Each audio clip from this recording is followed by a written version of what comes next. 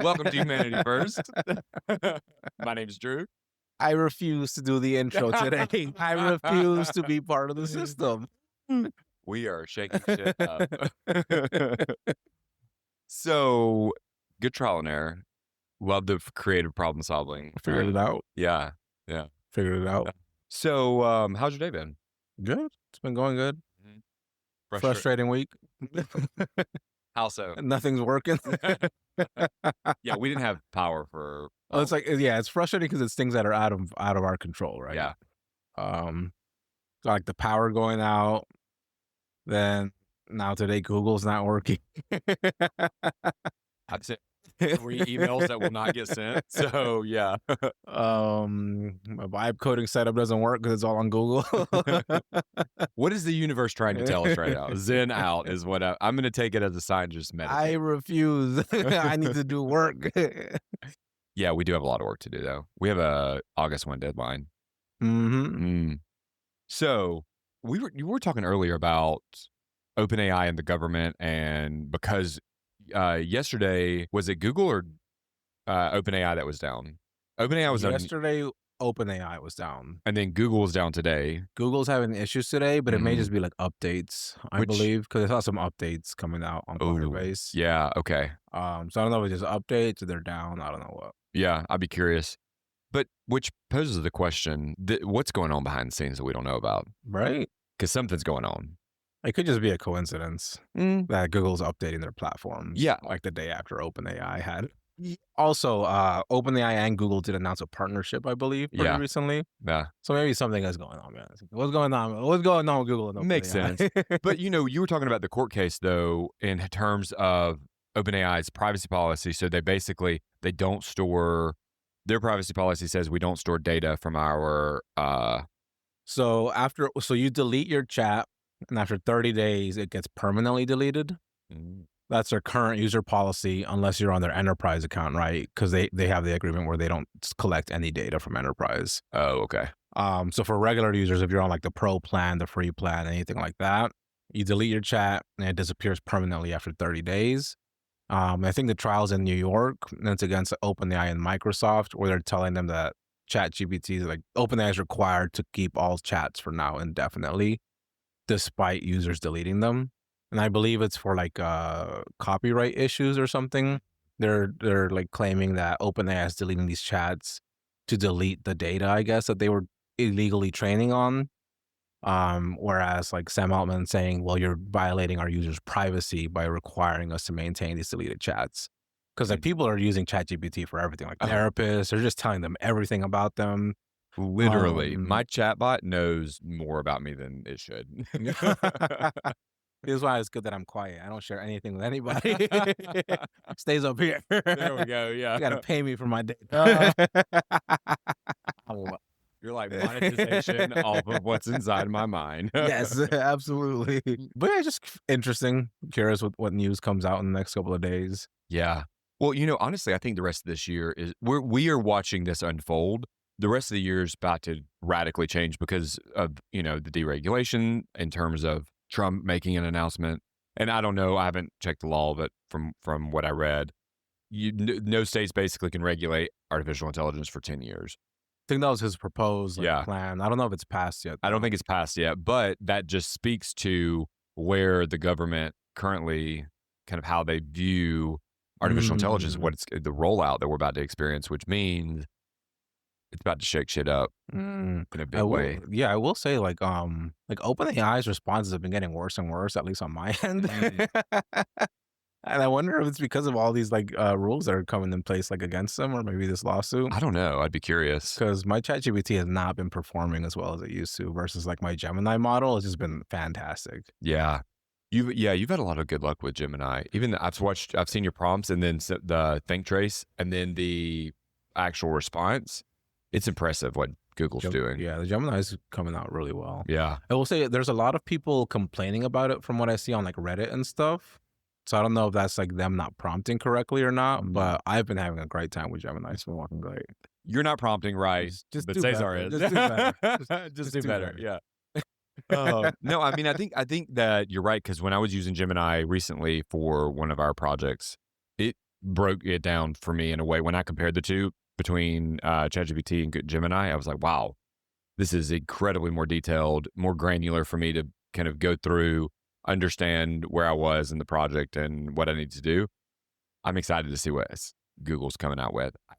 Yeah. My prediction is they are the company to beat in this race for AI.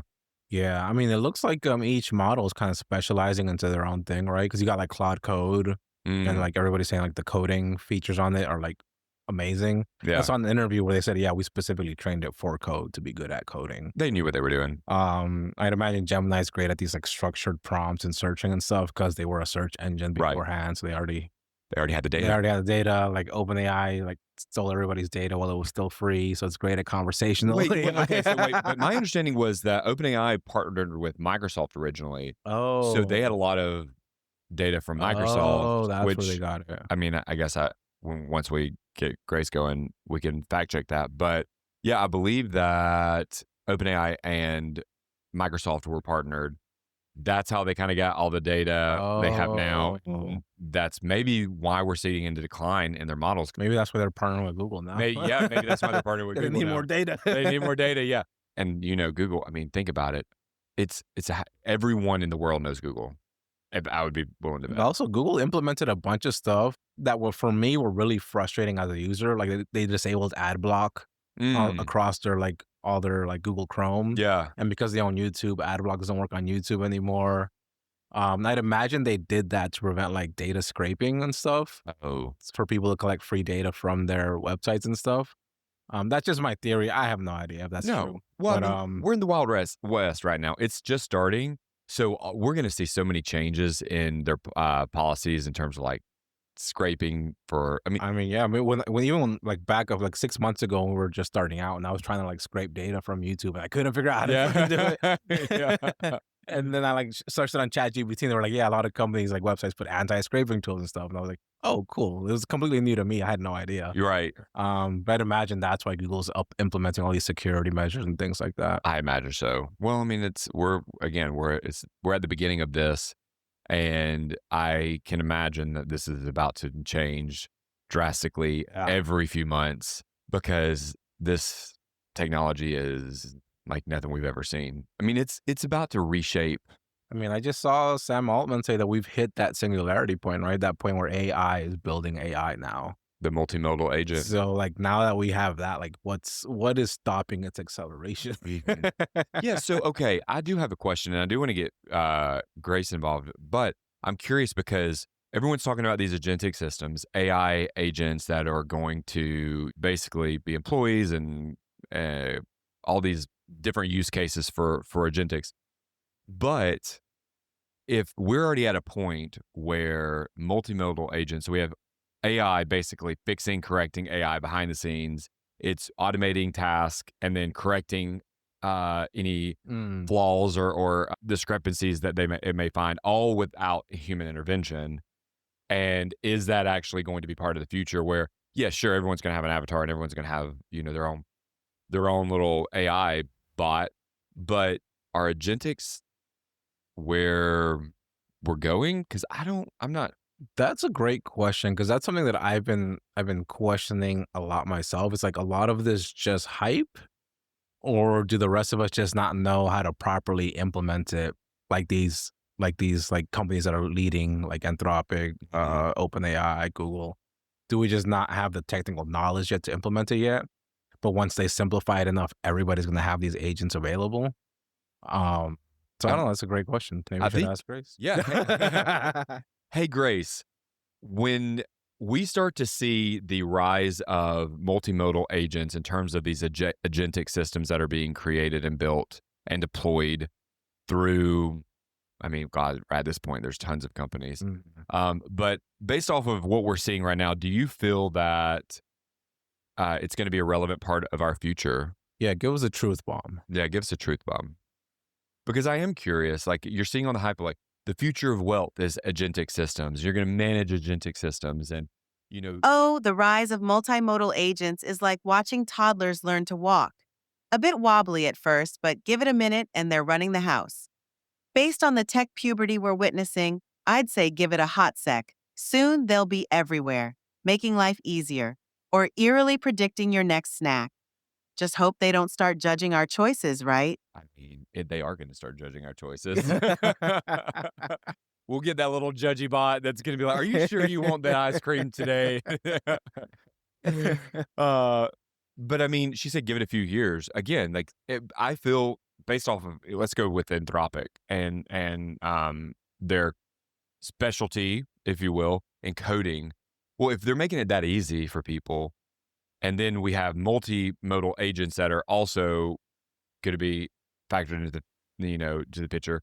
That tells me creating agents for yourself, these task workers behind the scenes, is going to be probably fairly easy. So, Actually, the development of AI that can judge or influence our choices, especially in mundane decisions like eating ice cream, is less about encoding and more about advancements in machine learning and natural language processing, enabling AI to understand and interact in more human like ways. do you think that robots are going to have like human skin because they're gonna be powered by AI? That's really interesting because I just saw, and this was just an Instagram reel that I saw, so I haven't verified this, but of people like trying to solve this energy issue or this learning issue of AI models by implementing like human brain cells into the chips that run these softwares, and when you implement these human brain cells, the AI actually learns how to learn a lot easier and quicker with a lot less energy.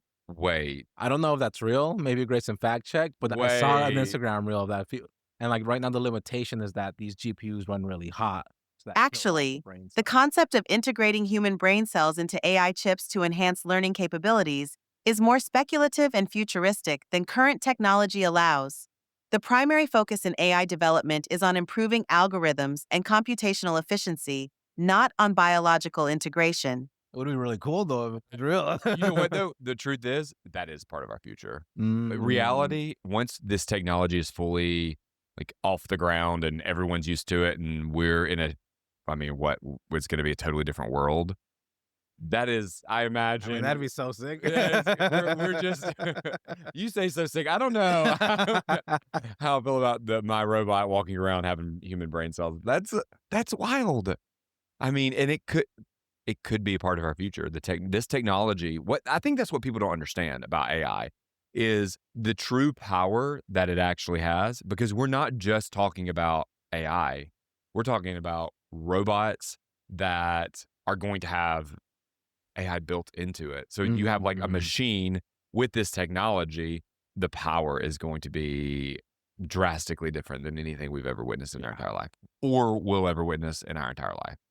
So it's gonna be crazy, and now to think that the possibility of having human brain cells I don't know. Speculative, Speculative. Let's speculative. keep it speculative for a second. Indeed, the fusion of AI with robotics heralds a transformative era. But let's not forget that with great power comes great responsibility. Yes. Mm. Which is why we wanted to start this podcast.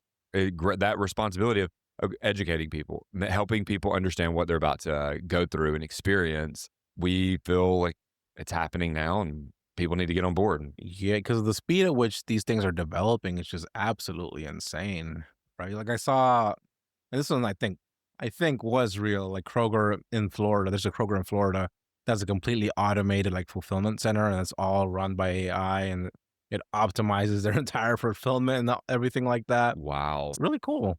Um, but like each industry is just developing their own AI for their specific like use cases.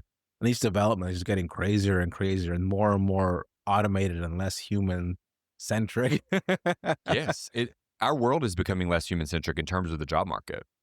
So I mean, it's on the agenda. Where is it on the yeah, I agenda? know. Everybody losing losing Yeah. jobs. I mean, seriously. Yeah, if AI replaces your job, who are you now? Was the question. I mean, truly. Yeah, when I read that, I was like, "Oh, that is a big question." Because right now, like my main motivator to be like super fit and healthy and mentally like Indeed, while AI's integration threatens certain jobs, it simultaneously creates new roles and industries, emphasizing the evolution rather than the extinction of human centric work. It's a reshift in our purpose in life. yeah, because so many people, like their whole purpose right now, what drives them to get up is that they need to go pay their bills and make money. Ding, ding, ding. So once you take that away from them, like that was the only thing that's really, I feel like that's what people are taught in society is important, at least during their, like, adulthood and stuff, is to have a good job, Steady income. steady income, so that you can have a steady, good family and provide for them and things like that. So then once you remove that whole aspect of needing that job, or maybe you just don't have that job anymore because it's not available anymore, like, Right. what's left, right? What's redefining your purpose. Mhm. And that's where a lot of, I think people are not. Indeed, it's a societal narrative deeply ingrained, yet the richest experiences often stem from pursuits beyond the paycheck: creativity, connection, growth. Can I give a little? So the other day I saw the sign that said, life begins when your comfort zone ends. And Mm. what I've realized is so many people are about to be pushed out of their comfort zone like they are not prepared for. Like we are about to have an entire, like multi generations of humans be put into their an uncomfortable position because they're going to lose their jobs. They are changing the way they live because of AI and robotics. And a lot of the way in which we've been accustomed to living, this narrative that we've been told is going to be eradicated through Mm. this technology. So I think for me, when people are looking at this shift, this replacement of the workforce, this change, if you will, it's going to put a lot of people in an uncomfortable position. And that's going to force humans to really reevaluate where we stand and what is our purpose in life. And Mhm. how are we going to reshape the next 100 years? Because this is bigger than the Industrial Revolution. This in itself, this is bigger than I would be willing to predict there will be no greater technology in terms of what we're experiencing across the board in the next 100 years. Mm. I mean, It's a big statement. but AI, quantum computing, and robotics, It's a big statement. it is a big statement, but Just I wait till we find the fourth or fifth dimension. yeah. Yes. Yeah. And then we travel to different, yeah. Like, I feel like there's two, like, I'm not sure where it's going, like, so let's say AI does come and replace a bunch of jobs. Yeah. Just a note on dimensions. While the concept of exploring or discovering additional spatial dimensions is a fascinating topic in theoretical physics, it's not quite about finding them in the way we discover new technologies. It's more about understanding the universe's existing structures and whether they can be applied to or observed in our reality. Fair point. Yeah. Thank you for interrupting me and throwing off my train of thought again, Grace. Where was I going? Oh, if AI does come and replace everybody's jobs, right? Like, how are they going to self-sustain for themselves? Is the Mhm. government going to take action and give like universal basic income, or is it they're going to be left to fend for themselves, and you have like a small group of people just living well? Like, what does that look like? Okay. Where So do I you think, think that's going? I think there's two factors that we need to look at. One, I think the universal income is going to be required. Hmm. And I think it could come through taxation of robots, which I've Oh, seen a few articles being discussed. Indeed, the conversation around AI replacing jobs often sparks fears of widespread unemployment, but it's also worth noting that historically, technological advancements have led to the creation of new job categories. The real question might be how we adapt and what new industries will emerge. But I mean, and I agree. For me, though, it's when we look at it, we've never seen a technology like this before. And so, yes, we are going to see a shift. We're going to start seeing ethical integration, these departments that are designed specifically to make sure that AI integration is ethical and equitable. hmm, We're going to see oversight in terms of human for quality, making sure that as AI is, produce whatever content or whatever product or whatever you need, and let's even extend that to robotics. They manufacture a car where you have these robots that are putting the car together. So you're still going to have human oversight. I think Indeed, the concept of ethical integration and oversight isn't entirely new. The pharmaceutical and automotive industries have long had similar frameworks in place for ethics and safety. What's novel here is applying these rigorous standards to the digital realm, specifically AI. and I think that's what part of the shift is really reframing how we live. And so, to my point earlier, I think that we are going to have a lot of people that do not have jobs. I think that we are going to recreate jobs over the next decade mm, where you may only work 20 hours a week. realistically. And I think that we could come to a point where we tax robots. So we create a tax and we pay, Like companies that use robots get taxed. yeah. And Um, that taxation goes to the universal income. Indeed, the idea of taxing robots is not purely speculative. Bill Gates, among others, has floated it as a tangible solution to offset job displacement caused by automation. Well, and then that, allows corporations and enterprises to pay taxes because it's being forced, like, because that's what's funding universal income. I mean, mm. I don't know. This is all speculative to some degree. I know some big players are talking about this, but that is a theory that could be really relevant and important. How do we make sure those taxes are going to the people and not to like the military?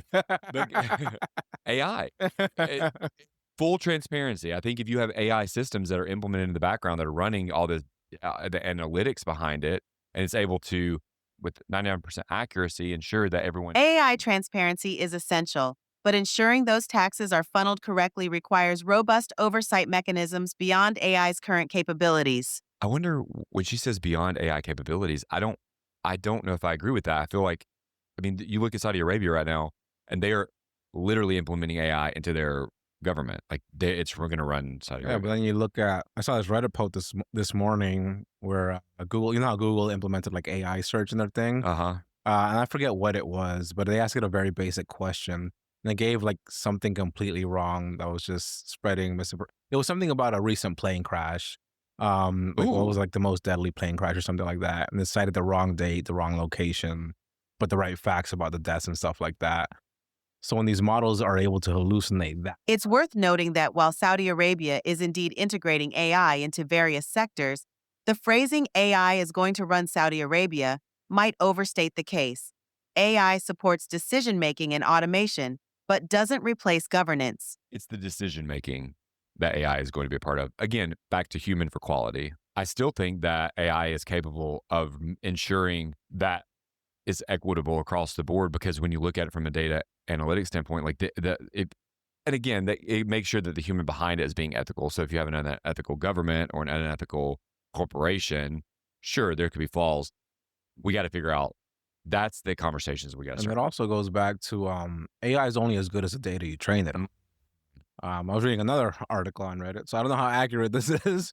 Apparently, a lot of the decisions, a lot of people that were fired through like It's Elon's crucial to note that decision. AI's capacity for equitable decision making is inherently limited by the data it's trained on, which can perpetuate existing biases if not carefully curated. Yeah, like just some Reddit article where people were saying that the data that was used to fire all these government workers was bad data, but nobody verified it and they just fired them for no reason.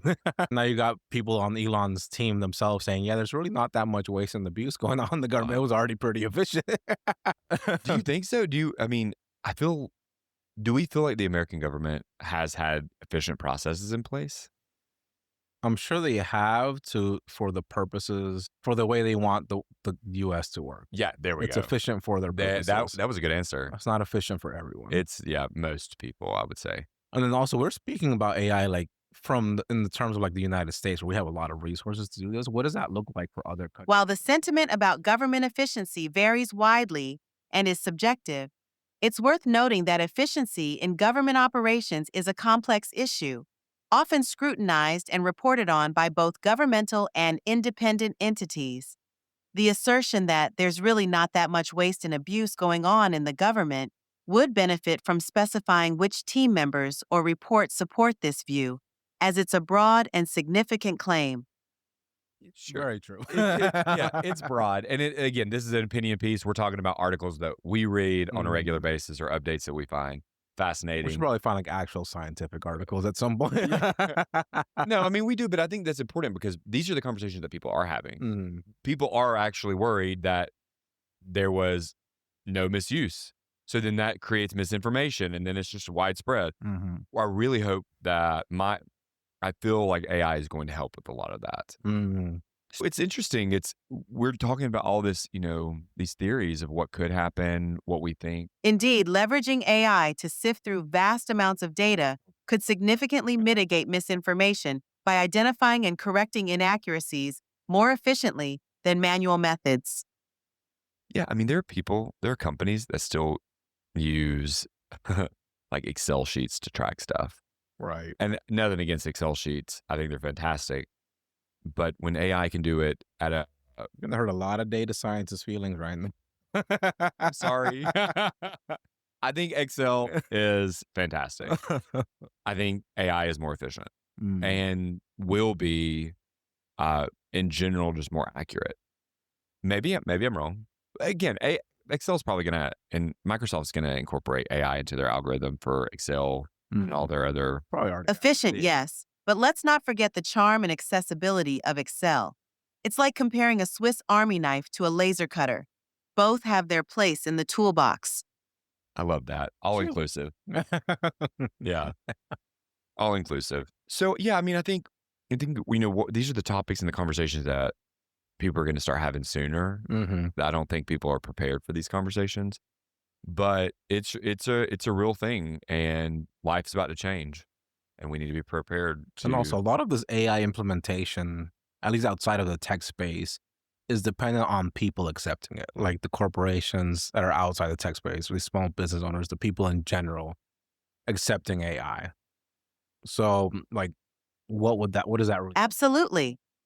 The acceptance of AI hinges not just on its technological capabilities, but on the societal, ethical, and emotional readiness of the public to integrate these systems into their daily lives. Yeah, I mean, I think for me though, I don't know if people are going to have an option. You It's don't either think so? accepted. Yeah, I mean, from what I and this my algorithm is showing me, I don't believe that it's either learn AI or lose your job, or learn Mm. AI or get behind, or learn AI or I mean, Right. so while I agree, it does, technology. I think the adaptation of technology in terms of how humans utilize it, Mm. that could be influenced to a degree, but in general. It's crucial to note that while AI adoption is increasingly important, it's not a universal ultimatum. Many sectors still value human creativity and emotional intelligence, areas where AI can't fully replicate human capabilities. Yeah, I mean, I agree with that. I think what I'm saying though is this technology is coming in so fast, and these corporations like Google, Microsoft, OpenAI, Nvidia, they're coming in hot. They are hot. They're the buzzword, and we're at the very beginning of what we're about to see in terms of this expansion of technology.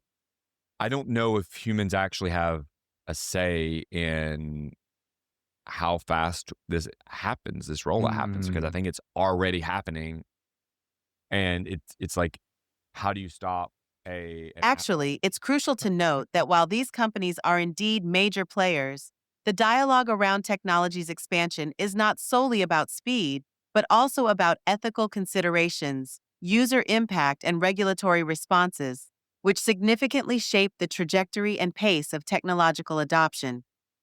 Mm. Which I really just want to say, I would love for our company and for us to be leaders in helping people integrate AI ethically. Oh, yeah. Like this should be, honestly, for me, that should have been the conversation we should have had 4 years ago. When they were introducing AI to us in terms of automations, these quick fixes, we just didn't see, it was all guised under beta testing. We didn't see it. Like, we should be talking about ethical integration now. Absolutely. The ethical integration of AI isn't just an afterthought, it's foundational. It's akin to setting the table before a meal. It dictates the experience. I think the issue is that so, like, automations have been around for forever, and Right. AI too, since I think it's like the '50s, right? Hmm. It didn't become possible until very recently to make it, like, usable for the masses. Yeah. And, like, by recently, I mean, like, a couple of months ago, with all these developments and GPUs and stuff like that. And just because of the speed at which the AI develops, there wasn't really enough time for this to become a conversation. Because AI went from, like, everybody saying, like, it was absolute garbage to now, like, "Oh my god, AI is gonna take everybody's job in, like, the span of a couple of months." And, like, something like Actually, ethical is automation in very various different. forms has been around for centuries, with significant developments in the 20th century. However, the recent leap in accessibility for the masses is indeed tied to advancements in GPUs, but this has been evolving over the past decade, not just a few months. Yeah, and it has been evolving, but I still think that why are we not seeing conversations about ethical integration, equitable and ethical integration of AI? We're really not.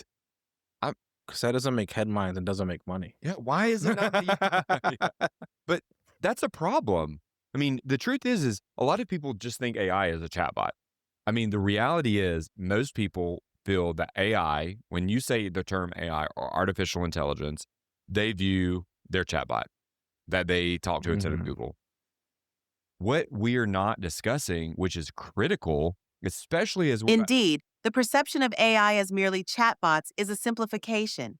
AI encompasses a broad spectrum of technologies, from machine learning to natural language processing, impacting various sectors beyond customer service. yeah, and I think when we're looking at it from a scale of like how it is literally about to change our human purpose. Like, it Mm. is going to change how we view our lives. We're working 40 hours, now we're working 20 hours. We are going to find our hobbies and passions again. We are restructuring the way we live and the foundation of this country in terms of our capitalistic views. So when you have all of these foundations that are about to be restructured, we must be talking about ethical AI. We must be talking about ethical integration. And my thought is like everyone, every citizen in America across the globe should be talking about what does ethical integration of AI look like? Actually, the transition from a 40-hour to a 20-hour work week, while enticing, isn't directly linked to ethical AI or its integration. Yeah.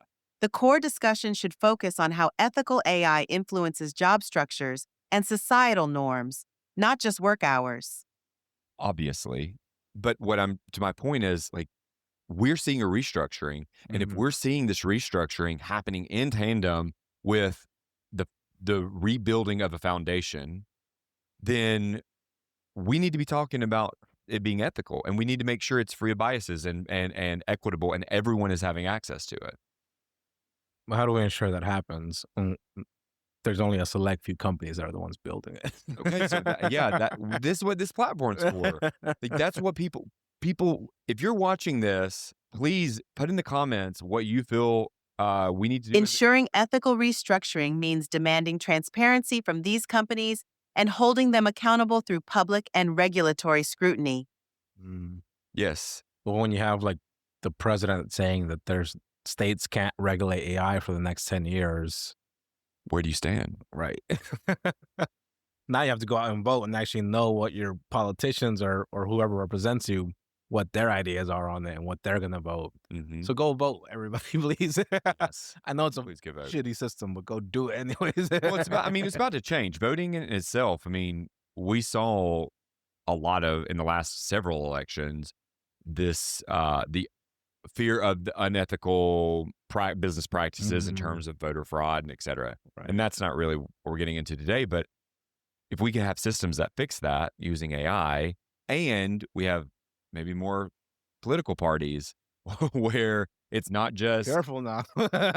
Careful now. I That's know. another political party. It's like So taboo here in it is America. taboo here in America. Like, imagine if we had other platforms and other political parties that we can. I don't know. I'm just I don't know how about feel about AI regulating the voters, voting election like that. well. Okay, so this is what I mean. I'm glad you. Okay, so I was reading an article basically that one of the voters' software systems said they were having a minor update, which meant if they had a minor update, they did not have to disclose what they were doing. Mm. But in fact, they didn't have a minor update. They had like almost like like an upgrade for the entire software across the Oh, board, and they changed some of the algorithms within the software. And I oh. could be misquoting, but if you have a system like that where the rules say you don't have to notify anybody, there's a lot of gray It's area. crucial to clarify that software updates, especially in the context of voting systems, are subject to stringent regulatory scrutiny.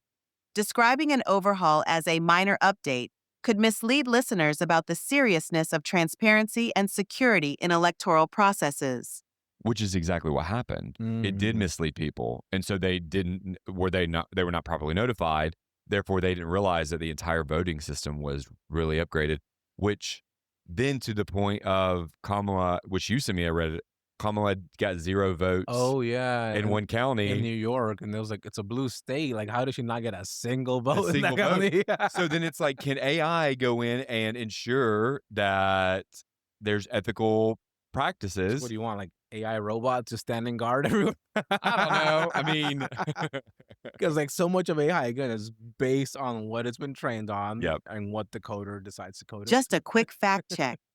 Kamala Harris, as the vice president, wouldn't receive votes directly in an election in the way a presidential or congressional candidate would.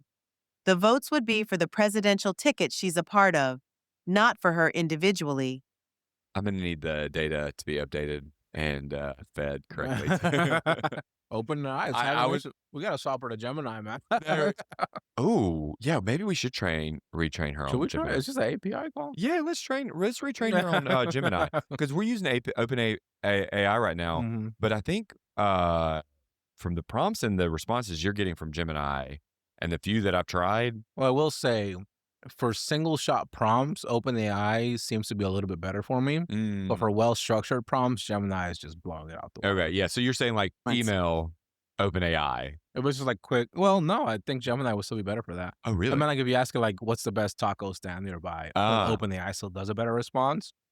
But if you give it like, hey, I'm 28 years old, gluten allergy, I like XYZ, I want something based off Gordon Ramsay's recipe, where can I go find this? Go get Gemini. It's funny because I actually don't like OpenAI for finding taco stand near me. I'm Googling it. I'm not even Gemini. I'm literally going old school into Yeah, Google. I will say OpenAI for me isn't best for like conversational AI. Okay. And that's about it Like a strong for the most LLM. part. Coding has been okay on it. I haven't really used it that ton. Yeah. It's been Just to clarify, OpenAI is a research organization that focuses on artificial intelligence, and it doesn't directly provide recommendations like a search engine or a digital assistant would. For specific queries like finding tacos or personalized recommendations, you'd typically use a service like Google or a dedicated app. Which is what I do. I don't think I've used Google search since I started using LLMs. The only reason that I use Google is literally to search Taco restaurants. stands? Yeah. Yes. On a Tuesday too. Yeah. No, but seriously, I do because I want to see the reviews. And I just feel like in terms of ChatGPT, it doesn't break it down the visual appeal for me. It's I don't know. There's something That's true. but Well- it's fascinating. I'm excited to see how all these are going to evolve. What I'm really most concerned about is the ethics. And that's like the last thing that people think about. Like it's like people's health, right? They don't worry about it until it becomes a problem. Until their doctor said, People don't worry about their food and diet intake until they get diabetes, Yep. or until they're overweight, or until they have high blood pressure. People aren't worried about AI until it's already integrated and becomes a problem. And at that point, it's already too late. and we're getting to that breaking point where it could be. I'm not going to say it's too late, but we're getting at a breaking point where we must start talking about Yeah. this. So my hope is that people across the Indeed, discuss- much like historical innovations, the ethical considerations of AI are often sidelined until tangible consequences emerge, highlighting the human tendency to react rather than proactively safeguard. Yeah, my hope is that we will start these conversations because the truth is it's more than just ethics. It's what is our human purpose, like the way we live and what we value and how we exchange that value is about to radically change. And if we don't start talking about this, people are not going to be prepared. And this is not a decade away. This is a few years away where we're talking about a reshifting of our entire life. So join along, follow our conversation. Please put in the comments what you feel is important to talk about in terms of ethical integration. But yeah, I mean, we've got to focus on a Absolutely. lot. And it's worth noting that historically, every major technological or societal shift was preceded by a period of adjustment and discourse. We're on the cusp of another such transformation, underscoring the urgency of these conversations. Underscoring the urgency. Yeah, so let's learn from history and be proactive this time. Oh, yes, yes. Let's be proactive, which is, again, why we started this. We wanted to help people be proactive in their thinking and their thought process around AI and how this is going to look. I think we've seen this fantasy, the sci-fi of a future world where you have flying cars and you have robots and you have all this. I don't feel that people have actually been able to grasp the fact in their head that that's actually what's about to happen. We're about to live in that future. Yeah. And that means we have to change the way we live now. And if we don't start now, we're only setting ourselves up for some growing pains that are going to last a lot longer versus growing pains that we can condense because we're talking about it. Yeah.